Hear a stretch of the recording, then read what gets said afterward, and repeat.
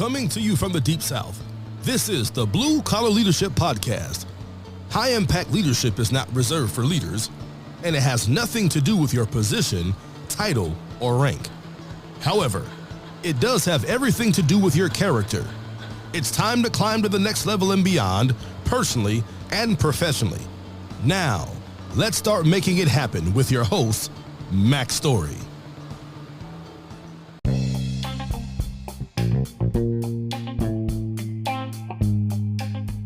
Before we get started with today's episode, I want to take a few moments and give you a preview of what you're about to hear and also direct you to some other series that I already have completed on my podcast.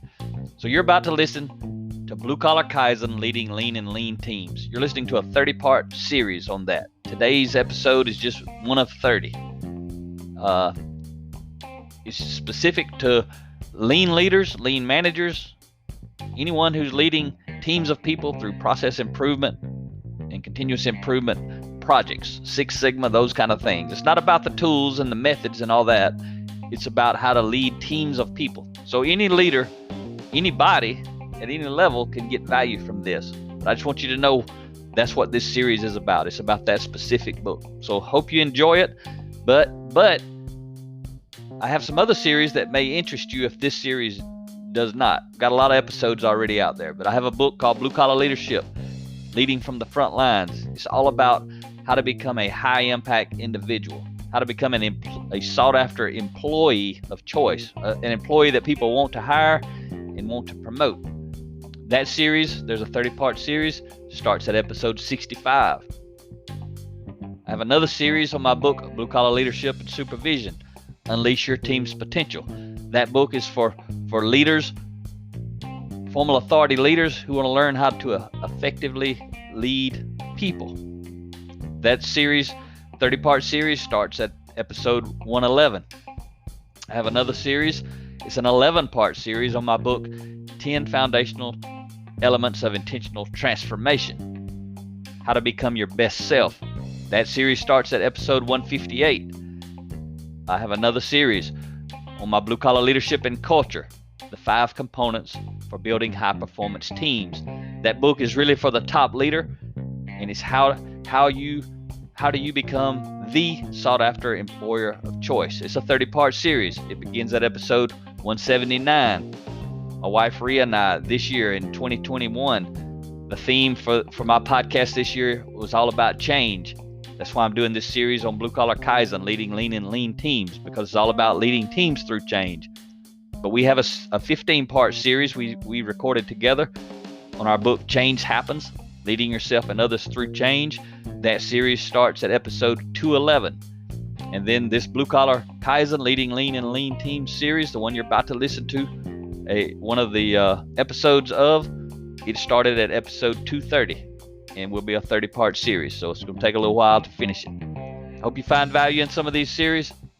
Let's get to today's podcast.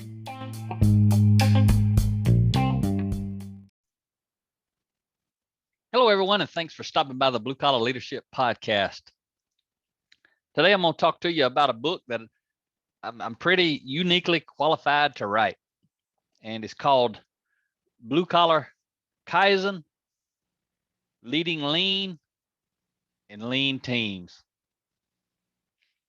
So you've probably heard me talk about, if you listen to me long enough, you've heard me talk about leading or logging 11,000 hours leading process improvement teams through Kaizen events, lean manufacturing, process improvement, organizational change, cultural transformation. But this book actually details how I was so effective at leading teams, lean teams specifically, process improvement teams, continuous improvement teams. Some of you may not even be familiar with lean. Lean is a well-known methodology in manufacturing. Toyota basically was the world's lean benchmark. They kind of set the standard, and then organizations started adopting their principles and practices. And in 2005, I basically raised my hand and accepted the responsibility for leading my organization through a lean transformation. And at that time, I was working in a manufacturing plant, and I had been a process improvement engineer for a while, but I had never led lean. I had to start reading a lot of books about lean. Let me just say, this book is not going to teach you how to do lean, how to apply the lean tools, such things, if you might have heard of them before, called 5S or standard work, TPM, total productive maintenance, QCO, quick changeover, or SMED, single minute exchange of die, all these type things, VSM, value stream mapping. Those are some of the main tools that lean leaders use to make processes highly efficient. But the key is these lean leaders have to lead teams of people to be most effective. Ultimately, what the goal is to have all the people in an organization basically making small, continuous change for the better. And that's pretty much what lean means, what Kaizen means. Kaizen is a Japanese word. A lot of the words relative to lean are related to the Japanese language because Toyota being the world's benchmark. I'm not going to use a lot of those, but if I do use them, I'll mention them. And for those of you who don't know what they are, but I'm here to tell you 2 things you need to learn about if you want to become highly effective, valuable, and successful in life. 2 things you need to learn about: leadership development, which when I say that, I'm talking about how do you lead yourself well, how do you lead others well, and lean manufacturing principles. And again, they apply to construction. They apply to any process. They apply to how you mow your lawn. It doesn't matter to you how your dentist runs his operation. It applies to anything, but it's most widely known in manufacturing. So 2 things you need to know: lean manufacturing principles, leadership development principles. You learn those 2 things, apply them in your career, and you're going to launch to the moon if you can lead others effectively. And that's what this book is all about: how to lead teams of people. You know, I have my book, Blue Collar Leadership, Leading from the Front Lines. That's how to lead yourself well. It's how to become a sought after employee. That's what that book is about. I have Blue Collar Leadership and Teamwork, 30 Traits of High Impact Players. That's how to be an effective team member. That's how to be a high impact team player if you're on a team. And then I have Blue Collar Leadership and Supervision, Unleash Your Team's Potential. That book is all about how to lead with a position of authority, but not leading with formal authority, but leading with moral authority when you do have formal authority. It's how to set your position, your rank, your title to the side, and lead with character based on who you are, not what you are. And then I have Blue Collar Leadership and Culture, the 5 components for building high performance teams. That book is a guide and a roadmap for the top leader related to how do you transform your culture. But again, this book, this series we're about to start, a 30-part series, even if you don't have any lean manufacturing background, that doesn't matter. This book is full of principles on how to lead teams effectively. Now, I'm going to focus on how to lead process improvement teams effectively when I'm talking about the book. And I'm going to talk about lean. Kaizen, again, Kaizen is a word, a Japanese word that means continuous improvement. Small change for the better. If you're familiar with the 7 habits, habit 7, sharpen the saw. All those things are Kaizen. So when I'm talking about Kaizen events in this book, that's what I'm talking about. Leading a group of 6 to 10, sometimes maybe 12 people. Bring those people together. They're typically not a team. A lot of them have never worked together before. A lot of them didn't like change. A lot of them didn't like me because they didn't like the last consultant. A lot of them didn't like their boss who told them they had to come participate on a team they didn't want to participate on. But these teams, between 2005 2012, I logged 11,000 hours leading hundreds of leaders and thousands of their team members through hundreds of team events. And in 2008, that's when I started reading leadership development, personal growth books on a daily basis. 2008 is when I resigned from the corporate world and started my own lean manufacturing consulting business. Again, that coincided with when I started reading about leadership development, personal growth. So I started applying it in my consulting business. I started teaching it to the people on these teams, but mainly I was living it and modeling it. No, I wasn't perfect. I'm still not perfect. But what I did separated me from a lot of other consultants. Still does to this day. There's a lot of lean leaders working in companies, and there's a lot of lean consultants. All they study is the lean tools. They may be effective or they may be ineffective at leading teams well, but the thing that most of them have in common is that most of them do not study personal growth and leadership development. If they did, they would launch their teams to the next level and beyond, and themselves in their own career. So I'm going to teach you how I actually led these teams to help them become effective, to help them to generate buy-in to me and to change, and also how to sustain the gains. They needed to be bought into me, but then I left. They had to be led well in order to want to lead themselves well. I had to motivate and inspire them to take responsibility, because when I left, I didn't want to be responsible. I was not going to be there. I wanted the team to be responsible. They were still going to be there. It wasn't about me. It was about the team. So again, the title of this book, this 30-part series, Blue Collar Kaizen, Leading Lean and Lean Teams. And you remember the first part of 2021, my wife Rhea and I took you through a 15-part series on our book, Change Happens, Leading Yourself and Others Through Change. That book, I highly recommend that book to any lean leaders, anyone leading teams like I'm going to talk about in this series. That book is a foundational resource for helping generate buy-in. I didn't have that book. I didn't have this book when I was doing it. I was reading a lot of other books. A lot of the books on the bookshelf behind me, those are books that I was reading when I was learning to lead these teams effectively. I want to share a quote with you. It's on the back cover of this book. It's from Rex Murphy.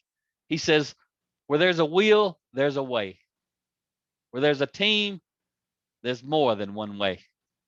And I definitely can validate that, because the teams that I led, we often found many ways to do what previously people thought there was no way to do it, or it wasn't possible.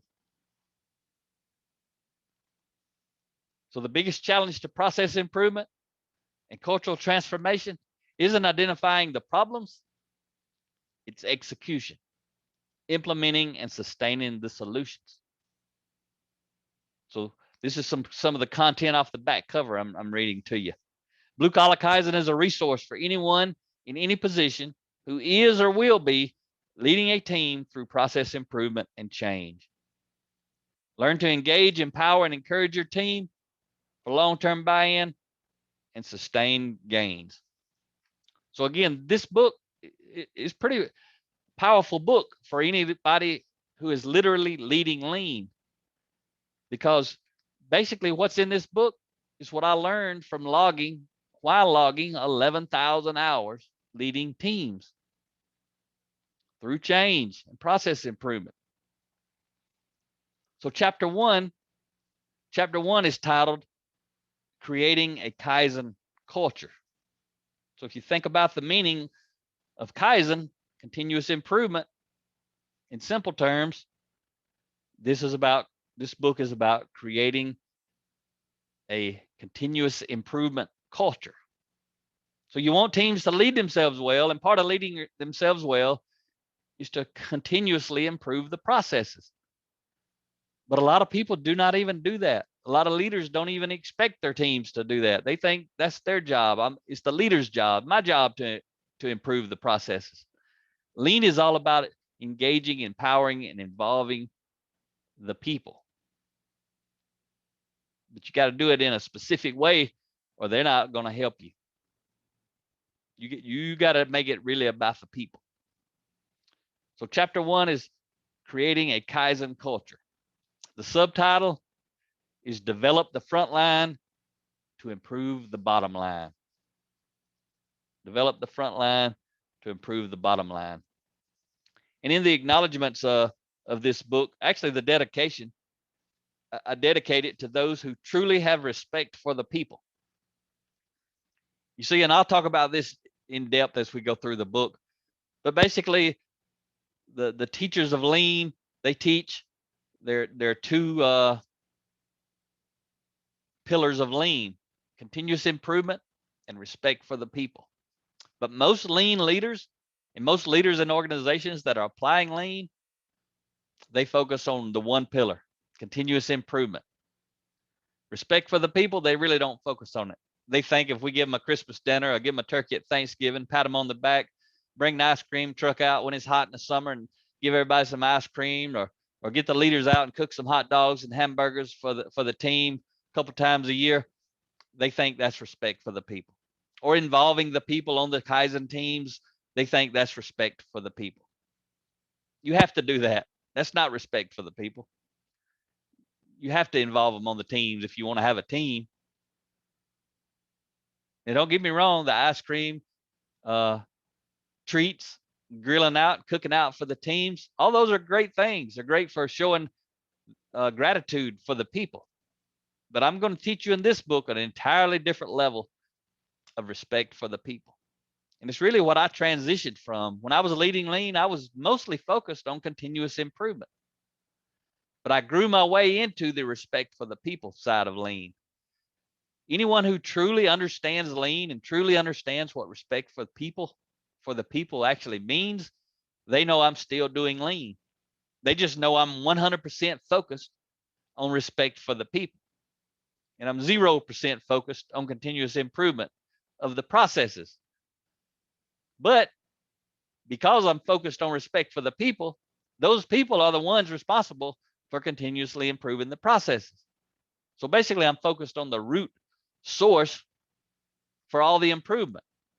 Where all the improvement comes from, the people. So that's who I dedicate this book, Blue Collar Kaizen, to, are those who truly have respect for the people.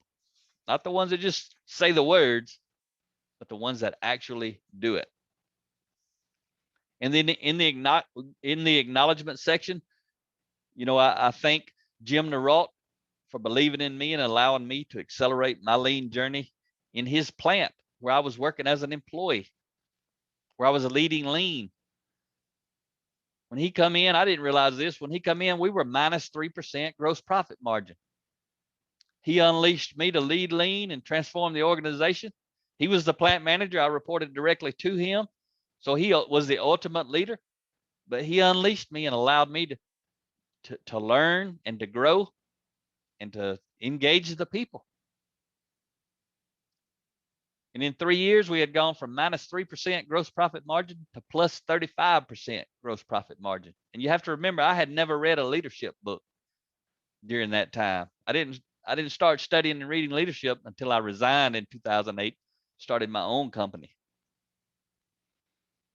That's a different story in a different book, but I may share a little bit about it in this book because it was a key piece to how I became highly effective as a lean consultant.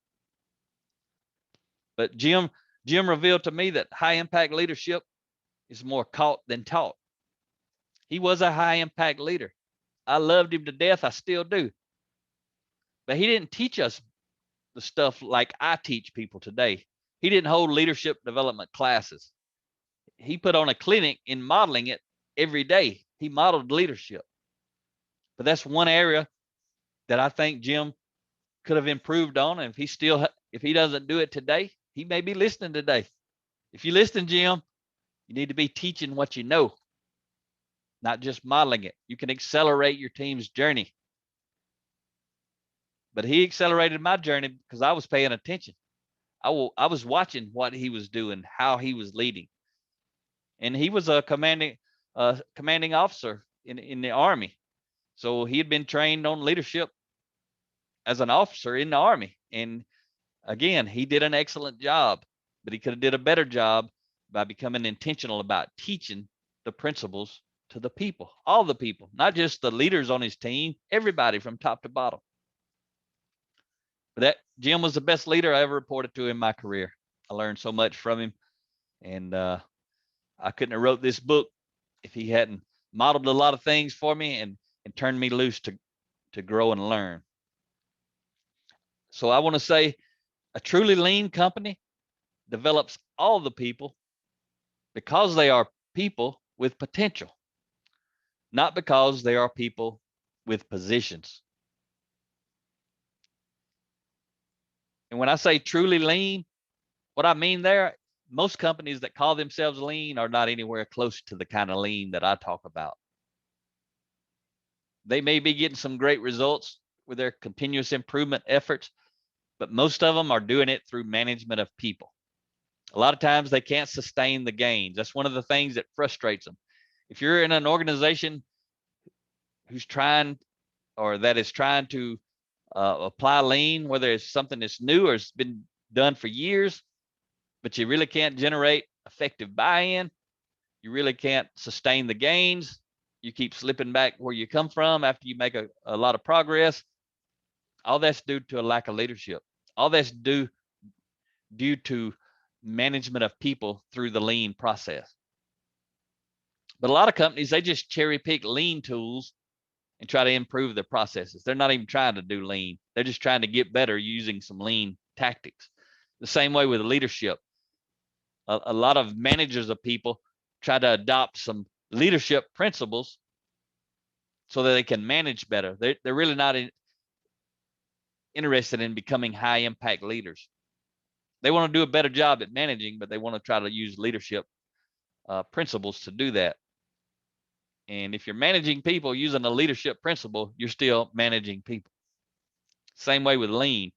If you're applying a lean principle in a traditional manufacturing environment to try to make your traditional processes better, you're still doing the old, outdated, traditional manufacturing if you're in a manufacturing environment and you're not truly lean. And it's a growth process, just like growing and developing yourself. Becoming a lean organization takes a lot of time. But what I've learned is most people who truly value lean value leadership development and personal growth. And most people who value personal growth and leadership development are easily latch on to the lean principles. It's the same mindset is attracted to both concepts, leadership development and lean manufacturing principles. So to create a Kaizen culture, you must move beyond the tools of lean. I shared those with you earlier, and begin to focus intentionally on the people. That's what separated me. That's what allowed me to get ridiculous results every week. I never had a bad team. We never got bad results. It's not because I'm special. It's because leadership development and personal growth principles are special. But I'm going to teach you how did I actually apply it as a lean consultant in this book. I'm going to tell you right now, make your Kaizen events about the people. But unfortunately, many organizations focus on the tools and include the people because they need them to execute the lean mission. They're not including the people because they value the people. They're including the people because they need the people to execute the lean tools, to apply them to the processes. And most of the time, when that's the case, these leaders are continuously butting their head. They have a Kaizen event. They may bring in a consultant, or either they have in-house people lead the event, and they just struggle. They struggle because people don't really want to give up ideas. They don't really want to make changes. But that's because they don't trust their leaders. They don't want to help their leaders. But you will not be successful without engaging, empowering, and encouraging the people. In a Kaizen culture, remember, in a continuous improvement culture, in other words, the people are engaged. They identify problems. They offer solutions. They take action. They respect their leaders and are respected by their leaders. They don't blame or point fingers. They don't whine, they shine. You want to get people to stop whining, start shining relative to lean manufacturing and process improvement. This book is how you do it. And again, I'm not reading you the book. I'm talking about key points, and I'm adding a lot of additional information. But if you're in the process improvement or want to be or think you should be, you're going to have to lead teams. You need to learn what's in this book. You need to add it to your collection of resources. In a Kaizen culture, people are bought in. They are improving processes because they want to. They are participating on Kaizen teams because they want to. They are making small changes because they want to. They are following the leader because they want to. So if you'll accept responsibility for creating a Kaizen culture, you will attract followers, one Kaizen team at a time. I had so many people following me in these companies, not because I was their boss, but I was a leader. I was a leader that people wanted to follow. That's what I'm going to teach you throughout this 30-part series on blue collar Kaizen, leading lean and lean teams. I'm going to teach you how to lead these teams effectively so that they want to follow you. I've seen people with 30 or 40 years of experience who participated on teams with me,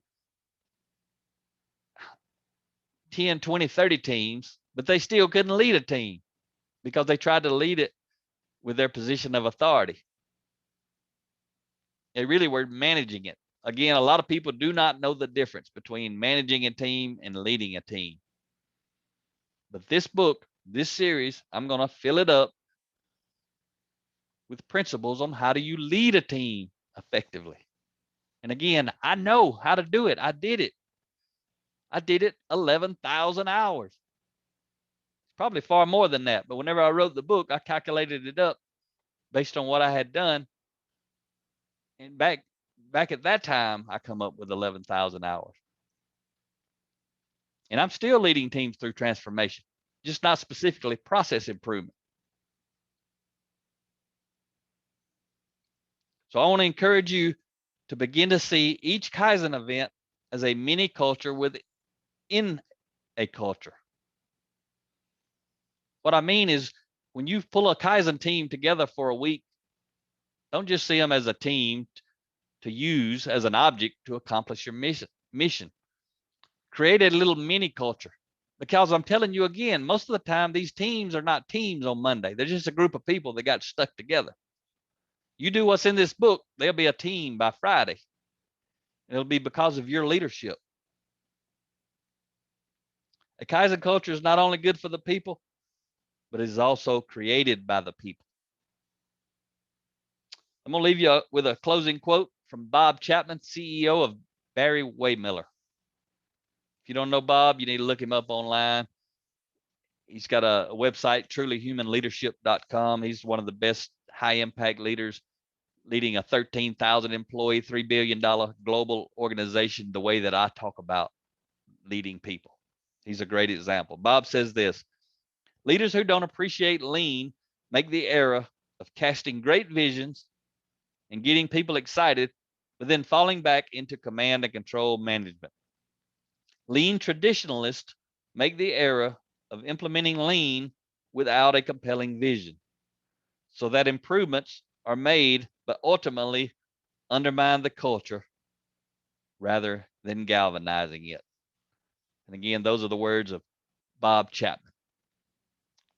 So again, if you don't know what lean is, especially if you're a top leader in an organization, I don't care what you do. I don't care what kind of company it is. I don't care what the product or service is. If you do not know about lean, you need to start reading some lean books. You need to learn what lean is all about. Because I'm telling you, it is a very effective and methodical approach to problem solving and eliminating wasted steps in a process. Things people are not willing to pay for, but they have to pay for. Pretty much every company is always trying to improve, but most of them are doing it without even ever studying process improvement principles. There are a lot of experts who have taken their knowledge, what they've learned about improving the processes, and put it in books, just like I've put what I've learned about leading teams effectively, leading individuals effectively, leading myself effectively, being an effective high impact leader of others. I've been studying, reading, learning, applying, and I put it in books. But there are lean experts who've done the same thing about lean. And again, they may not teach you about leadership. Don't worry about that. Go learn about lean, learn how to apply it to processes, do it effectively by engaging the people, respecting the people. And I'm telling you, you're going to launch to the moon. Talk to you next time.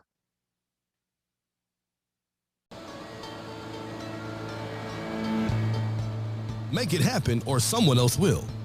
It might as well be you. Are you serious about taking your career and your life to the next level and beyond? Check out Mack Story's Blue Collar Leadership series books and others, now available on audio, along with paperback and ebooks at Amazon, iTunes, and Audible. Please visit bluecollarleadership.com to learn about Mack's books, programs, special offers, certifications, and more. Thank you for listening to the Blue Collar Leadership Podcast.